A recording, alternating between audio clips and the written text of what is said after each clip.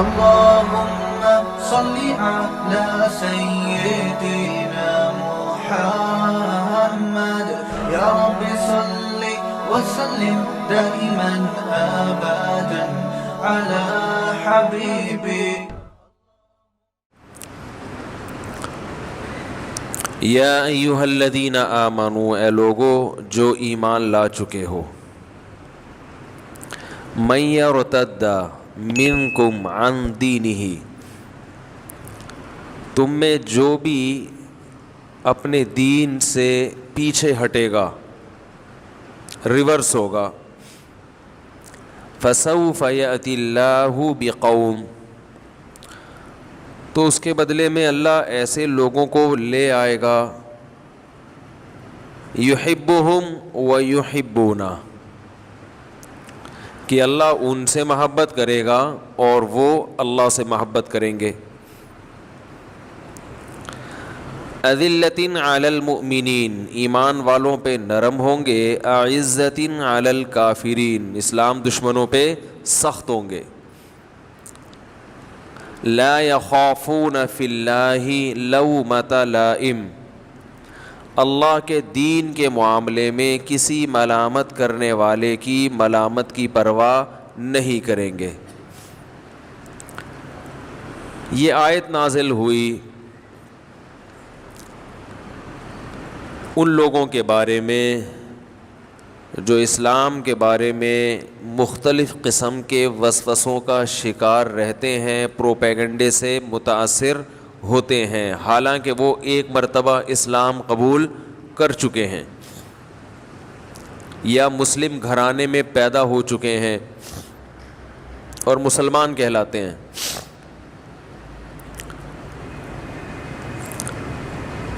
کوئی رومال قریب میں ہے؟ مجھے آج چھینکوں کا 1 گھنٹے سے نا چھینکوں کا دور چل رہا ہے، تو کسی بھی وقت میں چھینک سکتا ہوں. تو جزاک اللہ جزاک اللہ، یہ اچھا کام ہو گیا.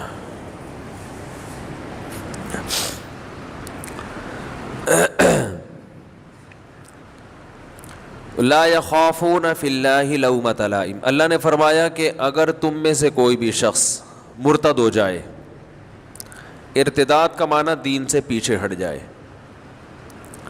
تو ارتداد کے مختلف درجات ہیں. ایک درجہ یہ ہے کہ آپ مکمل اسلام کو چھوڑ دیں، یہ تو ایسے ہے جیسے آپ نے یو ٹرن لے لیا، بالکل پیچھے ہٹ گئے. ارتداد کا ایک درجہ یہ ہے کہ آپ نے اسلام کو تو نہیں چھوڑا، مگر آپ اسلام کے احکام کو فالو کر رہے تھے، اسلام کے احکام پہ چل رہے تھے، اب آپ نے چلنا چھوڑ دیا. تو یہ بھی لغت کے اعتبار سے مرتد ہے، لغوی اعتبار سے مرتد کا معنی پیچھے ہٹ گیا. یہ بہت سی خواتین پردہ شروع کرتی ہیں، بیزار ہو کے چھوڑ دیتی ہیں، مرد داڑیاں رکھ کے کاٹ دیتے ہیں، حرام بزنس چھوڑا پھر دوبارہ شروع کر دیا، شراب چھوڑ چکے تھے دوبارہ شروع کر دی، زنا سے توبہ کر چکے تھے دوبارہ زنا شروع کر دیا. بہت ساری برائیوں سے توبہ کر لی تھی لیکن دوبارہ انہی برائیوں میں پڑ گئے. تو ایسے لوگ بھی اس آیت میں داخل ہیں. یا ایھا الذین آمنوا، ایمان والو، من یرتد منکم عن دینہ، تم میں جو بھی اپنے دین سے کسی بھی درجے میں پیچھے ہٹے گا، فسوف یاتی اللہ بقوم، تو اللہ نے بتا دیا میرا تم کچھ بھی نہیں بگاڑ سکتے. اللہ ایسے لوگوں کو لے آئے گا، نمایاں کر دے گا، پیدا کر دے گا، یا ایسے لوگوں کو توبہ کی توفیق دے دے گا. یحبہم، جو اللہ سے محبت کریں گے. گنہگاروں سے کام لے لے گا اللہ تعالیٰ، گنہگاروں کو توبہ کی توفیق دے دے گا، ان لوگوں کو توفیق دے گا جن کے بارے میں تم تصور نہیں کر سکتے تھے. آپ سنتے رہتے ہوں گے وہ فلاں کھلاڑی آ گیا، فلاں اداکار آ گیا دین کی طرف، فلاں ایکٹریس نے توبہ کر لی. دیندار لوگ پیچھے ہٹ رہے ہوتے ہیں، اور بالکل وہ لوگ جو لبرلزم کی انتہا کو پہنچے ہوئے ہوتے ہیں وہ ریورس ہو جاتے ہیں. ہم جس قوم کو دیکھ کر گمراہ ہو رہے ہوتے ہیں ان کی عیاشی کو دیکھ کر, اور ان میں جو عیاش ترین لوگ ہوتے ہیں وہ دین کی طرف آ رہے ہوتے ہیں, وہ اس زندگی پہ لعنت بھیج رہے ہوتے ہیں. تو یہ اس آیت کی بہترین مثال ہے. فَسَوْفَ يَأْتِ اللَّهُ بِقَوْمٍ, اللہ ایسے لوگوں کو لے آئے گا, يُحِبُّهُمْ, جو اللہ سے محبت کریں گے. اب آپ قرآن کا انداز دیکھیں کتنا عجیب ہے, انداز عجیب ہے. ہونا یہ چاہیے کہ پچھلی آیت میں اللہ نے فرمایا اے ایمان والو تم میں جو دین سے ہٹے گا تو اللہ بدلے میں ایسے لوگوں کو لائے گا جو دین سے نہ ہٹیں. یہ ہونا چاہیے نا. ارے بھائی کیا ہو گیا بھائی, جو دین سے ہٹ رہا ہے اس میں فالٹ ہے دین سے ہٹنے کا, تو اللہ اس کی کمی پوری کریں گے, کیونکہ اسلام کو تو اللہ نے قیامت تک زندہ رکھنا ہے نا. اسلام کو تو اللہ نے قیامت تک زندہ رکھنا ہے. تو اللہ یہ بھی کہہ سکتے تھے کہ میں ایسی کتابیں پیدا کر دوں گا جو سیدھا راستہ دکھاتی رہیں, لوگ تو دین سے ہٹ جائیں گے مگر کتابیں موجود رہیں گی تاکہ علمی کتابی لوگ اس سے فائدہ اٹھاتے رہیں. نا نا نا نا نا, لوگ پیدا کر دوں گا.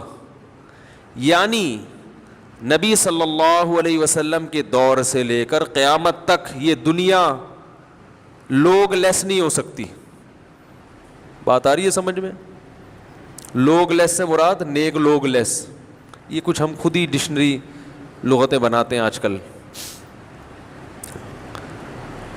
یعنی یہ دنیا بہت سی چیزوں سے لیس, بہت سی چیزیں اس سے لیس ہو سکتی ہیں لیکن لوگ لیس نہیں ہو سکتی, کہ کسی بھی زمانے میں نیک لوگ ختم ہو جائیں, ایسا نہیں ہو سکتا. لہذا نیک لوگوں کی تعداد بھی اس دنیا میں ہمیشہ موجود رہے گی ہر دور میں, اور یہ سلسلہ نبی صلی اللہ علیہ وسلم تک چلتا رہے گا. تبھی ہم جب لوگوں سے کہتے ہیں نا اپنے بزرگوں کی فہرست پیش کرو تو امام بخاری تک پہنچتے ہیں ڈائریکٹ وہ. تو بھائی جو آپ سے پہلے نیک لوگ کون تھے اور اس وقت کون ہیں, اور آپ وہ کون نیک لوگ ہیں جن سے آپ نے سیکھا, پھر ان نیک کے نیک بتائیں جو ان کے ابا دادا میں آتے ہیں. یہ سلسلہ پیش کرنا پڑے گا.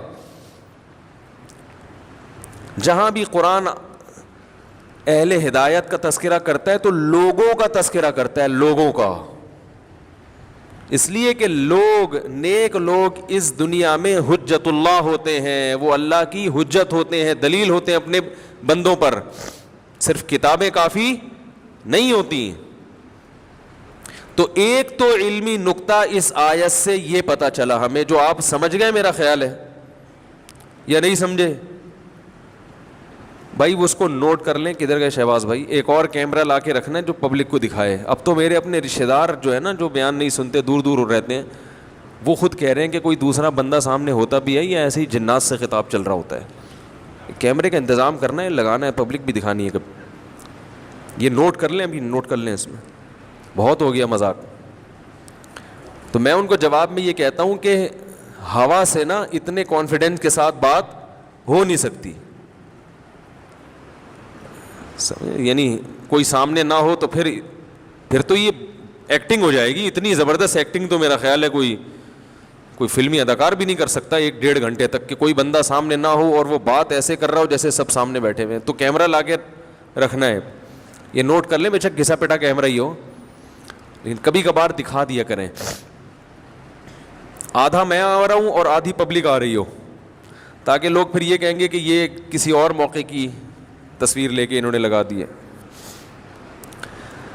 تو دوبارہ اس آیت کو میں ریپیٹ کر دیتا ہوں. 2 چیزیں نکلتی ہیں اس آیت سے. اے ایمان والو, اگر تم دین سے پیچھے ہٹ جاؤ گے تو اللہ کا کچھ نہیں بگاڑ سکتے. اللہ ایسے لوگوں کو لے آئے گا, اچھے لوگوں کو پیدا کر دے گا.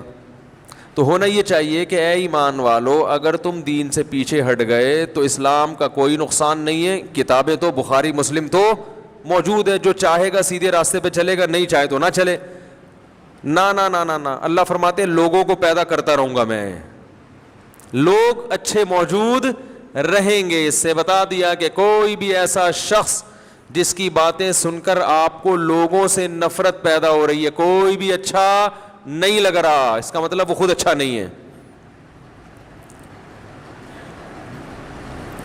دوسری بات اس آیت سے ہمیں یہ پتہ چلتی ہے کہ اللہ نے فرمایا من یرتد منکم عن دینہ, تم میں سے جو دین سے پیچھے ہٹے گا.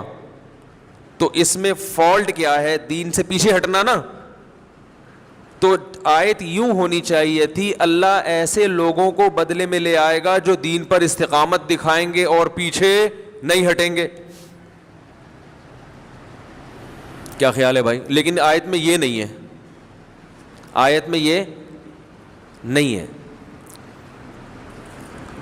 بھائی دیکھو, آپ کا ایک ملازم ہے, وہ سست ہے, آپ نے کسی کو کہا کہ یار کوئی مجھے ملازم لا کے دو, میں تمہارے ذمے یہ کام لگاتا ہوں اور اس کی تمہیں میں تنخواہ دیتا ہوں. کنواں کھدوانا ہے مثلاً میں نے, اب وہ کنواں کھدوانے کا بڑا ماہر ہے, سب کچھ ہے, لیکن اس میں ایک فالٹ ہے کہ وہ بیمار ہے. تو آپ کہو گے یہ نہیں چاہیے مجھے, اس کے بدلے میں دوسرا لے کر آؤ جو بیمار نہ ہو, یہ کہو گے نا آپ. تو پھر بات یعنی بلاغت کے نہج کے بالکل مطابق ہوگی بات. تو قرآن کے الفاظ بھی بظاہر ایسے ہونے چاہیے کہ اے ایمان والو تم میں جو بھی دین سے پیچھے ہٹے گا, چاہے مکمل ہٹ جائے یا تھوڑا ہٹ جائے, اللہ ایسے لوگوں کو پیدا کرے گا جو دین سے پیچھے نہیں ہٹیں گے. مگر قرآن نے یہ نہیں کہا. قرآن نے کہا اے ایمان والو من یرتد منکم عن دینہ, تم میں جو بھی دین سے پیچھے ہٹے گا اللہ ایسے لوگوں کو لائے گا جو اس سے محبت کریں گے. اس میں اللہ نے بتا دیا کہ تم جو پیچھے ہٹے تھے تمہارے اندر ایک فالٹ تھا, محبت کی کمی.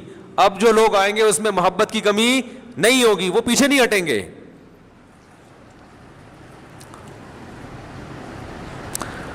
دلائل کی دنیا میں انسان نظریاتی طور پر مطمئن تو ہو جاتا ہے, عمل کی توفیق جب تک نہیں ملتی جب تک اپنے خالق سے محبت پیدا نہیں ہوتی. ہائے ہائے کیسے سمجھائیں بھائی. آپ کو دلائل کی دنیا میں کسی نے ثابت کر دیا کہ اللہ کا وجود بھی ہے, یہ بھی ضروری ہے دلائل سے ثابت ہو جائے. یہ بھی بتا دیا کہ اس کے احسانات ہیں. بھائی آپ وہی ہیں جو مجھ سے ملے تھے وہاں, وہ جو بھائی بیٹھے ہوئے ہیں, یہ جو ادھر جو پیچھے دیکھ رہے تھے آپ, ابھی 3-4 دن پہلے جو آپ ہی کی بات کر رہا ہوں.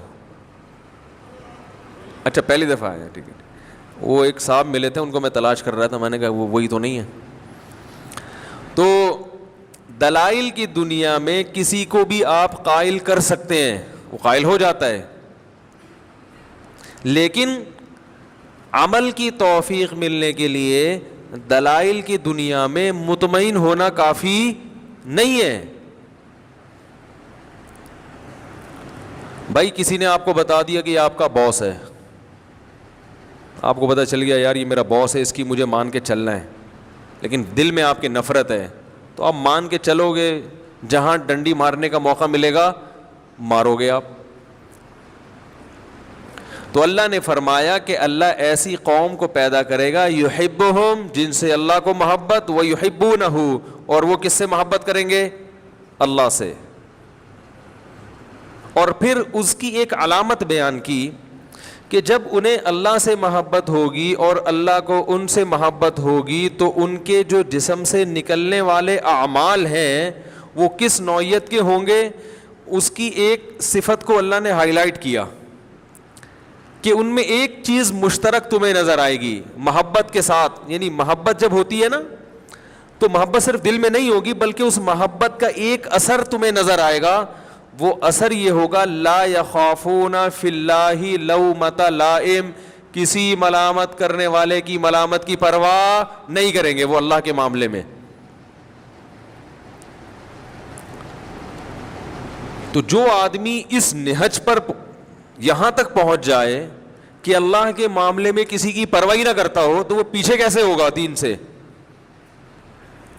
لومۃ لائم, کسی ملامت کرنے والے کی پرواہ, بولو بھائی, نہیں کریں گے. اور پھر فرمایا یجاہدون فی سبیل اللہ, اللہ کے راستے میں لڑیں گے. جہاد کا ذکر اس لیے کیا کہ سب سے مشکل ترین کام, جو مشکل ترین عبادت ہے وہ کیا ہے؟ جہاد ہے. اس میں جوان بیوی کے بیوہ ہونے کا خطرہ, چھوٹے بچوں کے یتیم ہونے کا خطرہ, اپنے گرفتار ہونے کا خطرہ, معذور ہونے کا خطرہ, نابینا ہونے کا خطرہ, قید ہونے کا خطرہ.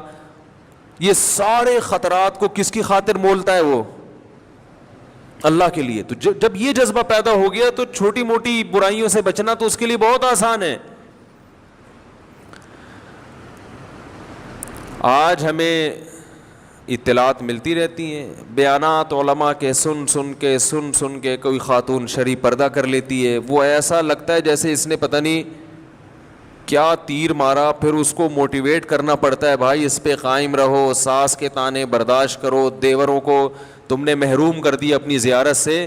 دیور کو بہت شدید تکلیف ہو رہی ہے کہ میری بیوی کو تو میرا بھائی صبح شام دیکھتا رہا ہے, میری والی اپنی والی کو نہیں دکھاتا. تو اس قسم کے طعنے دل میں تو یہی ہوتا ہے, لیکن وہ لیبل کچھ اور لگاتے ہیں نا.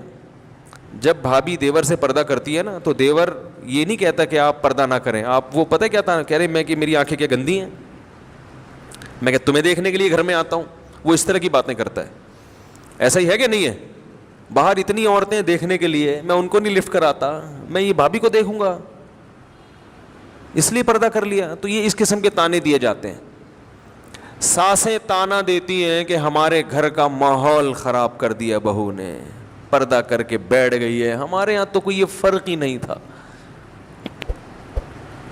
ہم تو سب اکٹھے رہتے تھے, کھاتے تھے, سب ہنسی مذاق کرتے تھے. یہ پتہ نہیں جب سے آئی ہے اس نے میرے دوسرے بیٹوں کو دیکھ کر چادر ڈال دیتی ہے جیسے وہ کوئی اس کو دیکھنے کے لیے یہاں بیٹھے ہوئے ہیں. تو یہ طعنے بہت ہوتے ہیں. مرد جب داڑھی رکھتے ہیں تو ان کو طعنے ملتے ہیں, یار اچھے مسلمان بنو, پروفیشنل مولوی بننے کی کیا ضرورت ہے بھائی. چلو وہ مولوی صاحب جس نے نماز پڑھانی ہے اس کا تو پیشہ ہی یہی ہے, اس کو تو تنخواہ داڑھی کی ملتی ہے.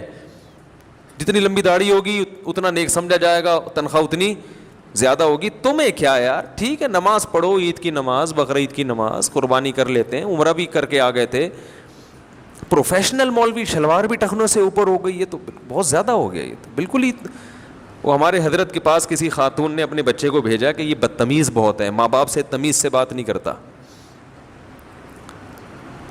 تو جب وہ بچہ آیا تو حضرت کے بیانات سنے, وہ جون پور کا قاضی بن گیا. وہ لطیفہ پرانا ہو گیا, دوبارہ سنا دیتا ہوں بھائی, یہ موضوع نہ چینج ہو جائے یار. کہاں سے بات چل رہی تھی؟ موضوع نہ چینج ہو جائے. داڑھی کی بات نہیں چل رہی, بات کوئی ایک یعنی اللہ کے معاملے میں کسی ملامت کرنے والے کی پرواہ نہیں کرتے. تو اس پہ بات چل رہی ہے, اس کو یہیں سے لینا ہے. وہ پھر دائیں بائیں چلا جاتا ہوں میں. تو وہ ایک قاری صاحب تھے نا, قاری صاحب, وہ اپنے ایک بچے کو کہہ رہے تھے کہ تو گدھا تھا, میں نے تجھے انسان بنایا. وہ کوئی شرارتی ہوگا تو گدھا تھا, میں نے تجھے انسان بنایا. اب ایک دیہاتی کھڑا ہوا, وہ سن رہا, گاؤں کا بیچارہ سیدھا سادہ, اس نے کہا بھائی یہ گدھے کو بھی انسان بنا دیتے ہیں یار, ہیں گدھے کو کیا بنا دیا انسان. وہ قاری صاحب سے آ کے کہتا ہے کہ قاری صاحب میرے پاس بھی ایک گدھا ہے, اگر آپ اس کو بھی انسان بنا دیں. تو وہ میں نے قصہ سنایا تھا نا اذان والا, وہ اذان والا میں نے واقعہ سنایا تھا نا, اس سے پتہ چلتا ہے کہ بیوقوف دنیا میں ہول سیل کے حساب سے موجود رہتے ہیں. میں نے یہ واقعہ بیان میں سنایا. اچھا, جن کا واقعہ ہے نا وہ آج مجھے فجر میں ملے, انہوں نے کہا مفتی صاحب آپ نے آدھا سنایا آدھا چھوڑ دیا. تو میں نے کہا اچھا آج کی بات ہے, آج فجر کے بعد انہوں نے مجھے پورا واقعہ سنایا. پھر انہوں نے کہا اب یہ بتائیں پورا. انہوں نے کہا وہ آدھے میں وہ مزہ نہیں ہے جو پورا واقعہ ایسے تھا. انہوں نے کہیں نیٹ پہ سنا نا یہ واقعہ, وہ انہی کا قصہ ہے. تو انہوں نے پھر مجھے پورا واقعہ سنایا. بہت سے لوگ ہیں جن کو یہ واقعے کا پتہ نہیں ہے, تو یہ واقعہ اس پر کہ بیوقوف دنیا میں ہول سیل کے حساب سے موجود رہیں گے. تو وہ کیا ہوا ہے, کہتے ہیں کہ وہ ان کے دوست کی کہیں شادی تھی, تو جو بے وقوف ٹائپ کے لوگ ہوتے ہیں نا, ان کو بہت سوالات پوچھنے کا شوق ہوتا ہے کہ نکاح کے بعد کیا ہوگا اور کیا بیگم سے بات چیت کیسے شروع کرنی ہے, کیا وہ پاگل ہوتے ہیں یہ لوگ. تو یہ آ گیا ان کے پاس, ہمارے جو دوست, نام نہیں لوں گا میں, بیٹھے ہوئے ہوں گے یہاں پہ, ایسا نہ دوبارہ پٹیں دولہے کے ابا سے. پھر یہ ایک دفعہ تو پٹ چکے ہیں, دوبارہ نہ پٹیں گئی, زخم تازہ ہو جائے گا نا ان کا. تو وہ دولہا جس کی شادی تھی, رخصتی تھی رات کو, وہ آیا ان کے پاس ایسے ہی پوچھنے پاچھنے کے لیے. تو انہوں نے بتایا کہ بھائی دیکھو, زوجہ کے پاس جانے سے پہلے اذان دینی ہے تم نے.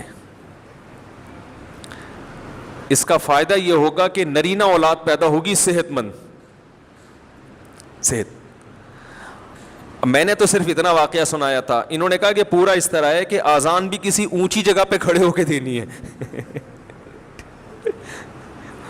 اذان کسی اونچی جگہ پہ کھڑے ہو کے دینی ہے, اور جب اذان شروع کر دو تو درمیان میں رکنا نہیں ہے. درمیان میں رک گئے معذور بچہ پیدا ہوگا. ٹھیک ہے نا. اب یہ جناب شروع ہو گیا, مذاق کیا تھا اس نے, مذاق کیا تھا, وہ سیریس ہو گیا. اب وہ دلہن بیٹھی بھی ہے, یہ ڈریسنگ ٹیبل پہ چڑھ گئے نا, اس سے زیادہ اونچی جگہ ان کو نظر نہیں آ رہی تھی. تو شکر ہے الماری پہ نہیں چڑھا. الماری پہ سے نہیں چڑھے کہ بھائی جب چڑھ جاتا الماری پہ تو کھڑے ہونے کی جگہ نہیں تھی. وہ بیوی کہتی کسی بندر سے میری شادی ہو گئی ہے. وہ ایک آدمی گیا نا نفسیاتی ڈاکٹر کے پاس کہ مجھے وہم ہو گیا کہ میں بندر تو نہیں ہوں. تو ڈاکٹر نے بولا پنکھے سے اترو گے تو میں علاج کروں گا نا اپنا, پنکھے سے تو نیچے اترو. تو ڈریسنگ ٹیبل پہ کھڑے ہو کر انہوں نے اذان کہنا شروع کی. اب وہ دلہن پاگل ہو گئی, چیخنے لگی یہ کیا کر رہا ہے بھائی, پاگل تو نہیں ہے. اور جا کے نا دروازہ بجا رہی ہے. تو یہ اذان کے دوران اس کو کہہ رہے حی علی الفلاح, اس کو اشارہ کر کہ نہیں کرو. اذان بھی چل رہی ہے, حی علی الصلاح حی علی الفلاح, اور اشارہ کر رہے کہ نہ نہ نہ. وہ دروازہ کھولا, دولہا کے ابا نے, دلہن کہہ رہی اس کو دیکھو کیا ہو گیا, یہ کون ہے, پاگل ہے. بھاگ گئی وہ, ظاہر ہے بھاگنا ہی تھا اس نے, گھر چلی گئی. تو نفسیاتی پاگل ہے. تو وہ صاحب مجھے سنا رہے تھے کہ صبح دولہے کے ابا آئے, انہوں نے پہلے دولہے سے تفتیش کی نا کیا ڈرامہ ہے بھائی, تو اس نے بتایا وہ فلاں صاحب نے. تو کہہ رہے صبح آتے ہی انہوں نے گریبان سے پکڑا, بات چیت شروع کرنے سے پہلے مکے لگانا شروع کر دی. تو کہہ رہے میں پوچھ رہا ہوں مسئلہ کیا ہے. تو انہوں نے کہا یہ میرے بیٹے کو تو نے کیا سکھایا. کہتے ہیں میں نے کہا اس میں خود سینس نہیں ہے کہ جو سکھا دے آپ سیکھ لو گے کیا. کیا خیال ہے بھائی, یعنی کوئی بھی کچھ بھی کہہ دے تو آپ اس پہ عمل شروع کر دو گے, اس میں اتنی عقل نہیں ہے تو مکے تو اس کے لگاؤ جا کے. تو وہی ہے کہ وہ قاری صاحب کے پاس آیا, کہنے لگا کہ یہ میرا گدھا ہے, اس کو آپ کیا بنا دیں, انسان. آپ نے تو اس گدھے کو انسان بنایا نا. وہ قاری صاحب کہہ رہے تھے نا یہ بچے کو کہ تو گدھا تھا میں نے انسان بنایا. تو وہ دیہاتی اپنا گدھا لے کر آ گیا, کہنے لگا اس کو بھی کیا بنا دیں, انسان بنا دیں. اب قاری صاحب کو اندازہ ہو گیا کہ یہ کھیلنے کا بہترین موقع مل گیا مجھے, اس سے کھیلتے ہیں تھوڑا سا. قاری صاحب نے کہا بھائی چھوڑ جاؤ اس کو, انسان والا مسالہ کچھ دن لگا کے رکھنا پڑے گا, ایک دم سے تھوڑی بن جائے گا. تو جب کچھ دن مسالہ لگے گا تو انشاءاللہ یہ انسان بن جائے گا. وہ قاری صاحب چھوڑ کے چلے گئے. کہاں بننا تھا اس نے انسان. کچھ دن کے بعد قاری صاحب آئے, بھائی وہ کیا ہوا. انہوں نے کہا یار وہ غلطی سے مسالہ زیادہ لگ گیا ہے, وہ نارمل انسان نہیں بلکہ اعلیٰ درجے کا انسان, یعنی عام انسانوں سے ذرا اونچے درجے کا انسان بن گیا ہے, اور وہ جون پور کا جج بن گیا ہے. مسالہ زیادہ لگ گیا تو ظاہر اثر زیادہ ہوگا. تو وہ جو جون پور کا جج ہے نا وہ اصل میں تمہارا گدھا ہے جو جج بنا ہوا بیٹھا ہوا ہے وہاں پہ, وہ مسالہ زیادہ لگ گیا بس. تو یہ صاحب وہاں پہنچے دیہاتی, پہلے تو جج کو اشارہ کیا تو جج کو غصہ آیا, تو پھر گھاس لے کے اس کو دکھا رہے, ٹھیک ہے, پھر ہوش ہوش کر رہا ہے. تو جج نے بلایا, کیا مسئلہ؟ کہہ رہے زیادہ شو مارنے کی کوشش نہیں کر, ہے تو گدھا ہی نا, وہ تو مسالہ زیادہ لگ گیا, تو کیا بن گیا, تو قاضی بن گیا جونپور کا.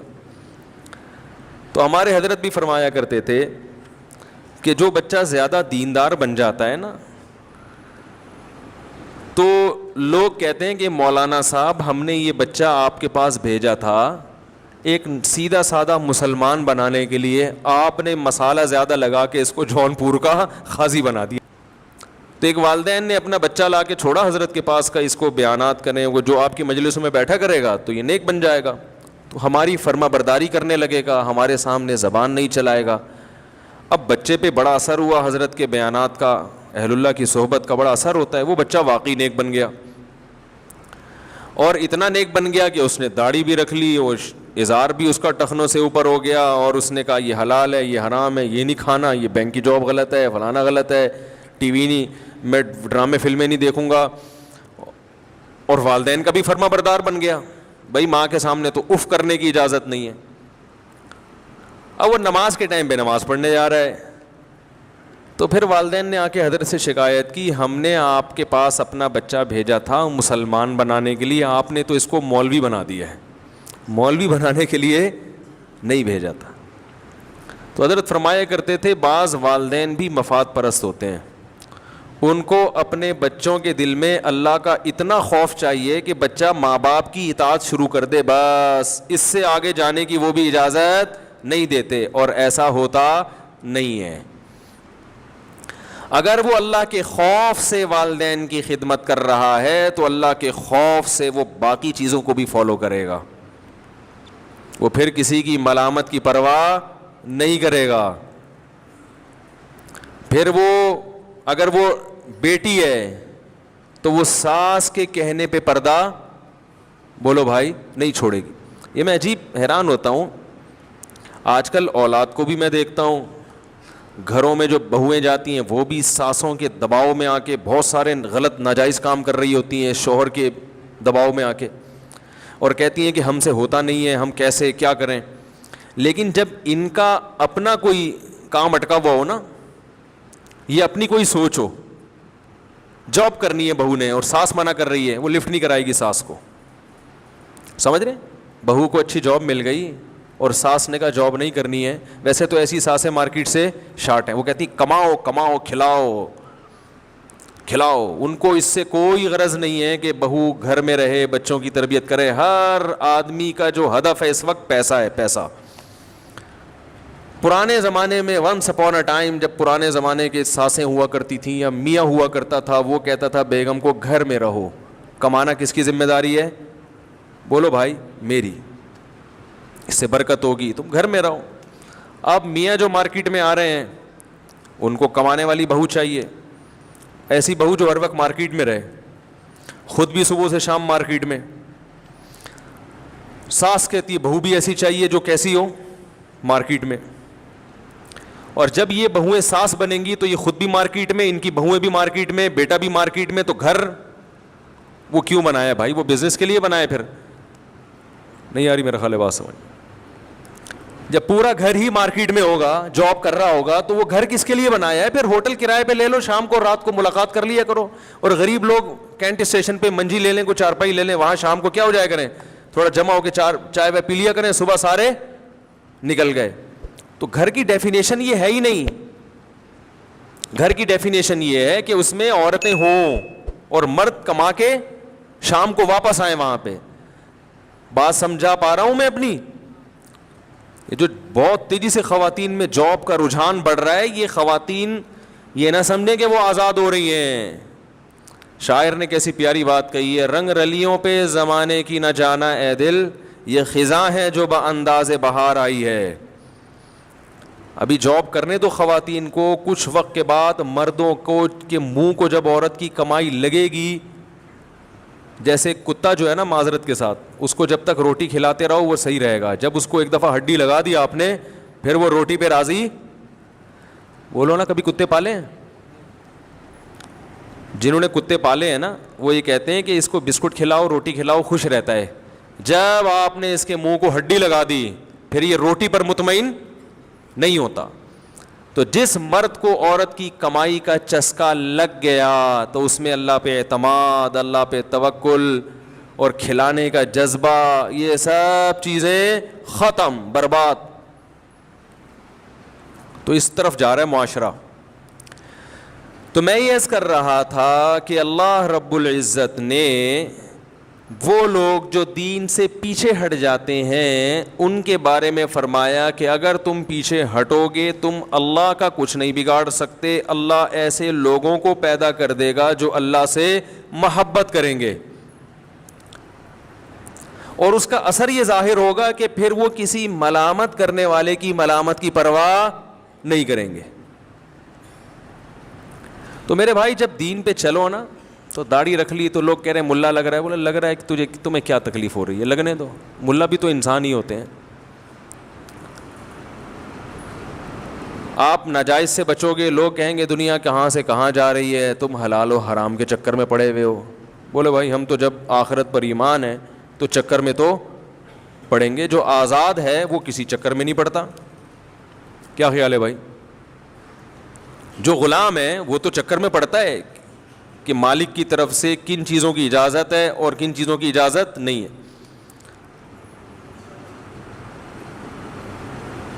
تو لا یخافون فی اللہ لومۃ لائم، کسی کی ملامت کی پرواہ نہ کرے، یہ ایمان کی علامت ہے. لیکن اس میں ایک بات خوب اچھی طرح سمجھ لیں کہ بلا وجہ ماحول اور معاشرے سے ٹکر لینا یہ ٹھیک نہیں ہے جب تک یہ ثابت نہ ہو جائے کہ معاشرہ یہاں 100% غلط ہے. بعض لوگوں کو واقعی میں مسالہ زیادہ لگ جاتا ہے اور وہ بلا وجہ معاشرے کے اپوزٹ چلنا شروع کر دیتے ہیں، حالانکہ شریعت نے وہاں معاشرے کو غلط قرار نہیں دیا ہوتا. سمجھ رہے؟ ہمارے ایک دوست تھے، انہوں نے، دوست تو نہیں کہہ سکتے، ایک ریلیٹیو کوئی بھی تعلق تھا ان سے، انہوں نے مٹی کے پیالے میں پانی پینا شروع کر دیا کہ جی سنت ہے، اور مٹی کے برتنوں میں کھانا کھانا شروع کر دیا. ان کے والدین پریشان کہ ہمارا سارا ڈنر سیٹ ایک طرف، یہ مٹی کے گھڑے، مٹی کے برتن، مٹی کے لا کے اس نے کچن میں رکھے ہوئے اور الگ ہی سٹائل میں پی رہا ہے. بھائی جس میں سارے پانی پی رہے ہیں اسی میں پیو، جس میں سب کھا رہے ہیں اسی میں کھاؤ. اس سے جب دلیل پوچھی جاتی کہتا ہے یہ سنت ہے. یہ کیا ہے؟ سنت ہے. تو ان کو جب سمجھایا جاتا ہے کہ بھائی جس طرح سب چل رہے ہیں اس طرح چلو، تو وہی آیت پیش کرتے کہ ایمان والے سنت کے معاملے میں کسی کی ملامت کی پرواہ نہیں کرتے. تو سمجھ لیں کہ یہ آدمی جون پور کا، بولو بھائی، قاضی ہے، جج ہے. اس میں تو دو رائے نہیں ہو سکتی کہ جن چیزوں کو نبی نے استعمال کیا صحت کے حوالے سے ان کا آلٹرنیٹ بولو نا نہیں ہے. مٹی کے برتن میں کھانا، مٹی کے برتن میں پکانا، مٹی کے برتن میں پانی پینا، یہ صحت کے لیے بہت مفید ہے، اس میں دو رائے نہیں ہے. لیکن پہلی بات تو یہ کہ یہ سنت عادیہ ہے، دینیہ نہیں ہے. اس کا دین سے تعلق نہیں ہے، کلچر سے تعلق ہے. نبی کے دور میں یہی کلچر تھا. میں نے اس نوجوان کو پیغام بھجوایا کہ پھر گاڑی میں نہیں سفر کیا کرو، گدھے پہ بیٹھ کے جایا کرو نا بھائی. نبی تو ہوائی جہاز اور گاڑیوں میں سفر نہیں کرتے تھے، گدھے کی سواری کرتے تھے. تو آپ گدھے پہ جایا کرو، ہو سکتا ہے اب تک گدھا آ گیا ہو. ہم نے تو یہ سمجھانے کے لیے کہ، لیکن جب ایسے لوگ بہت ہی متشدد ہوتے ہیں تو ان سے کوئی بات نہیں ہے کہ وہ گدھا بھی خرید لیں.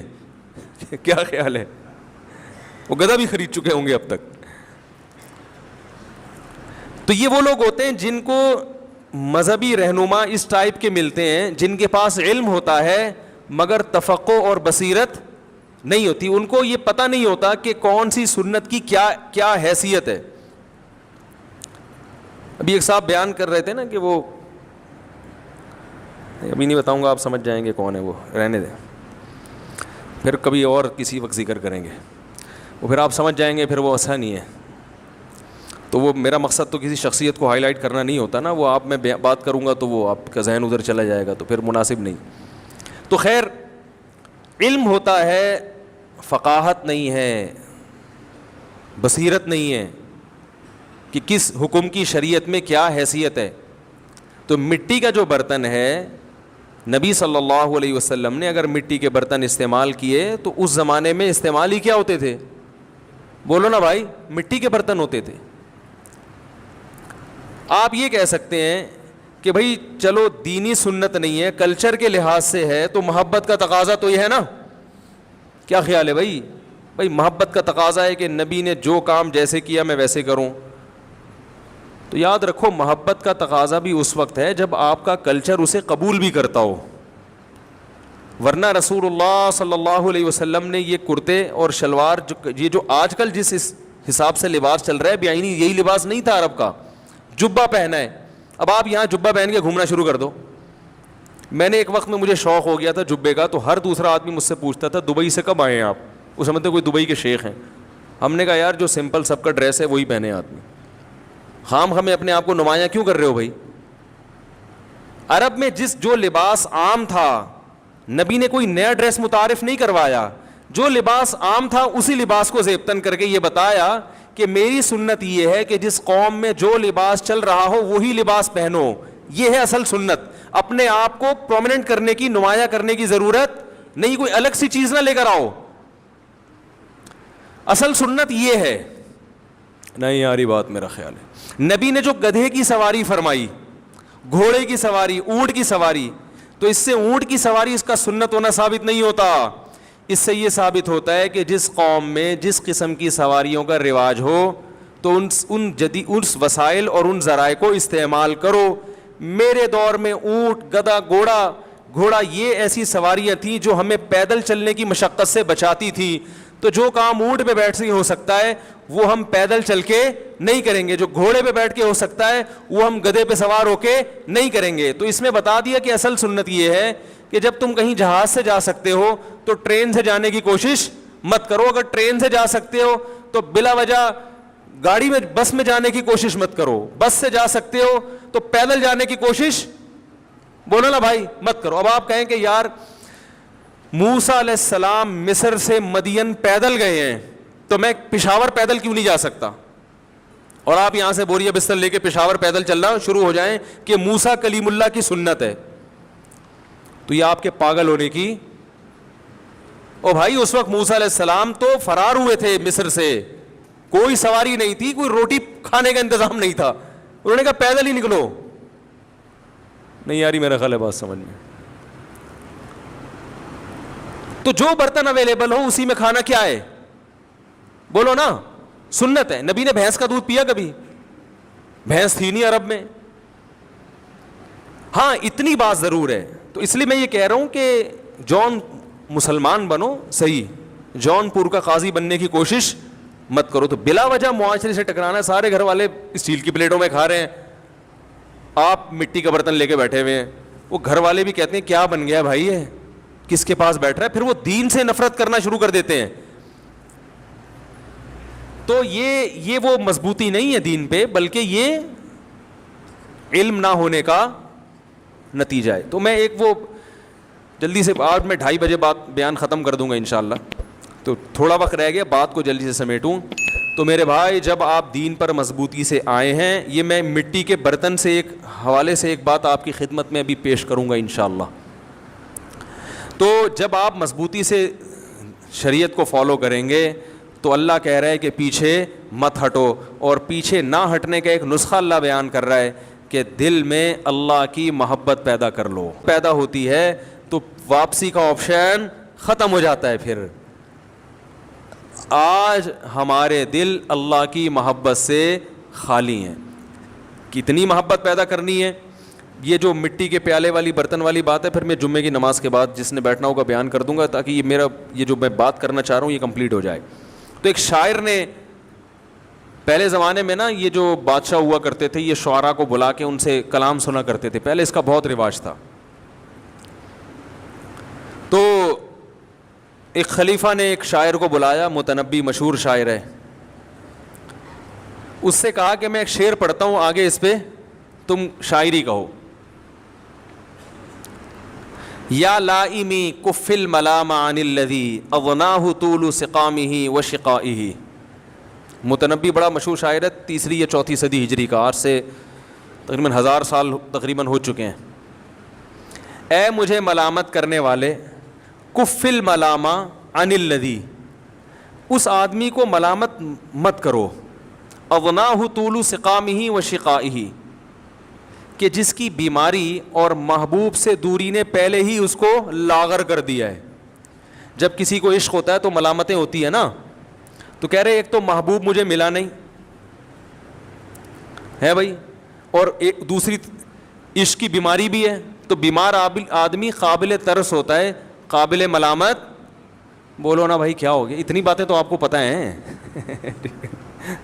بیمار آدمی قابل ترس ہوتا ہے, قابل ملامت, اس پہ انگلیاں نہیں اٹھائی جاتی, اس کو تیمارداری کی جاتی ہے. تو ایک تو مجھے عشق والی محبت کی بیماری, اور اوپر سے محبوب ملا بھی نہیں ہے, تو ان 2 ٹینشنوں کی وجہ سے میں لاغر ہو رہا ہوں, تو تم ملامت کرو گے تو میں تو بالکل ہی غائب ہو جاؤں گا. بڑا زبردست شعر اس نے کہا کہ اب اس پہ آپ آگے قافیے ملائیں. متنبی فی البدیہی شاعر تھا, اس نے پوری نظم کہہ ڈالی. ہمارے حضرت یہ نظم اللہ کی محبت میں پڑھا کرتے تھے, یا لائم کف الملام عن الذی اغناہ طول سقامہ و شقائہ. تو شاعر نے کہا عذل العوادل حول قلب التائہ وہوى الاحبۃ منہ فی سودائہ. اس نے کہا جب عورتیں ملامت کیا کریں نا, عورتوں کا ذکر اس لیے کہ ان کی ملامت ٹھا کر کے لگتی ہے, آدمی اور غیرت میں آ جاتا ہے. تو جب کوئی ملامت کرے, بیویاں ملامت کرتی ہیں نا داڑھی رکھنے پر, منگیتر ملامت کرتی ہے, منگنی توڑ دیتی ہے. یہ بہت ہو رہا ہے, لڑکے داڑھی رکھتے ہیں, وہ عشق میں آ کے داڑھی کاٹ لیتے ہیں. تو شاعر نے کہا کہ ان کو یوں کہا کرو, عذل العوادل حول قلب التا, یعنی تم اگر ٹھٹھرتے رہو گے نا کہ یہ ملامت کر رہے ہیں, میں تو پہلے بیمار ہوں, تو اور ٹھٹھر کے دبلے ہو جاؤ گے, تو پبلک باز آنے والی نہیں ہے. ان کو مت روکو, یہ کرتے رہیں گے. ان کو جواب دیا کرو ایک, کہ ملامت کرنے والیوں کی ملامت حول قلب التائہ, میرے پریشان دل کے ارد گرد گھومتی ہیں. وہو الاحبہ, اور محبوب کی محبت دل کے اندر سیاہ نقطے میں ہے, تو یہ دونوں آپس میں ٹکرا ہی نہیں رہی ہیں. تو میرے دل کی جو محبت ہے, جب ملامت جا کے لگی نہیں رہی ہے تو وہ محبت نکلے گی کیسے؟ تو تم اپنا ٹائم ویسٹ کر رہے ہو, اس کے علاوہ تمہیں کچھ بھی حاصل نہیں ہوگا. پھر آگے بڑی زبردست بات کی, یشکو الملام الی اللوائم حرہ ویصد حین یلمن عن برحائہ. کہا یہ بھی کہہ دیا کرو ملامت کرنے والیوں کو کہ تمہاری ملامت جب میرے دل کے قریب پہنچتی ہے, اندر تو جاتی نہیں ہے, اور جو محبوب کی محبت ہے وہ اتنی گرم ہے کہ ملامت ان کی گرمی سے پگھلنے لگتی ہے, جلنے لگتی ہے, واپس جا کے ملامت کرنے والیوں کو شکایت کرتی ہے کہ کدھر بھیج دیا تم نے ہمیں, دوبارہ نہ بھیجنا. بہت مشکل ہے میرے بھائی. تو ہے تو یہ دنیا کی محبت میں, لیکن اصل میں اللہ چاہتا ہے ایسی محبت کرو مجھ سے, کشتیاں جلا دو, اس کے بغیر دین پر چلنا ممکن نہیں ہے. اگر یہ کہو گے بیگم بھی خوش رہے, ابا بھی خوش رہے, اماں بھی خوش رہے, پڑوسی بھی خوش رہے, باس بھی خوش رہے, اور میرا دل بھی خوش رہے, کوئی بھی خوش نہیں ہوگا, اور اللہ کی ناراضی کا عذاب الگ. ایک دفعہ کشتیاں جلا دے ایسی کی تیسی, لٹکے ہوئے آدمی کو دنیا میں کبھی سکون نہیں ملتا. ایسی کی تیسی جاؤ, جس نے جو بولنا ہے بول دے. میرے بھائی جب تک یہ صفت پیدا نہیں ہوگی, نبی نے ارشاد فرمایا ذاق طعم الایمان من رضی باللہ ربا وبالاسلام دینا وبمحمد نبی صلی اللہ علیہ وسلم. وہ شخص ایمان کی مٹھاس چکے گا جو کہہ دے کہ میں اللہ کو اللہ مانتا ہوں, محمد صلی اللہ علیہ وسلم کو رسول, اور اسلام کو دین, یعنی ڈر جائے کہ بس یہ ہے میرے. تو جب تک یہ کیفیت پیدا نہیں ہوگی, آپ نے فرمایا اسلام کی مٹھاس محسوس نہیں ہوگی. پتہ چلا اسلام میٹھا مذہب ہے. یہ جو میٹھے میٹھے مدینہ کرتے ہیں ایسے تھوڑی کرتے ہیں, یہ یہیں سے تو لیا ہے انہوں نے. اسلام میٹھا مذہب ہے, اس کا ذائقہ ہے, مزہ ہے اس میں, لطف ہے, لیکن یہ لطف اس کو حاصل ہوگا تو کشتیاں جلا کے اسلام کی طرف آئے گا. اور بھائی طارق بن زیاد نے کشتیاں جلا دی تھی نا, کہ لڑنے کا مزہ اسی وقت آئے گا جب واپسی کا آپشن ختم, ادھر بھی موت ادھر بھی موت, پھر لڑائی کا مزہ ہے. بھاگنے کا آپشن ہوگا تو لڑائی کا تھوڑی مزہ ہوگا. وہ سوچتا رہے گا تلوار اٹھاؤں, ماروں کہ نہیں ماروں, ایسا نہ ہو میں ماروں تو وہ بھی آگے سے مار دے, دیکھ لو بھاگ جاؤ. تو نہ ادھر کا رہے گا نہ کیا ہو گیا بھائی, نہ ادھر کا رہے گا نہ ادھر کا رہے گا. تو بیچ کا آدمی صحیح نہیں ہوتا. وہ آدمی ہوتا ہی نہیں تو صحیح کہاں سے ہوگا؟ جو بیچ کا ہے وہ آدمی ہوتا ہے. تو عجیب حساب ہے. تو آج 99% مسلمان جو ہیں وہ اسی لٹکی ہوئی پوزیشن میں ہیں. لٹکی, نہ ادھر ہو رہے ہیں نہ. میں لوگوں سے کہتا ہوں یار تم انگریز کی طرح عیاشی کر لو, اگر کرنی ہے تو دنیا تو مزے اڑا کے جاؤ نا, پھر آخرت میں بھگت لینا. نہ تم دنیا کے نہ آخرت کے.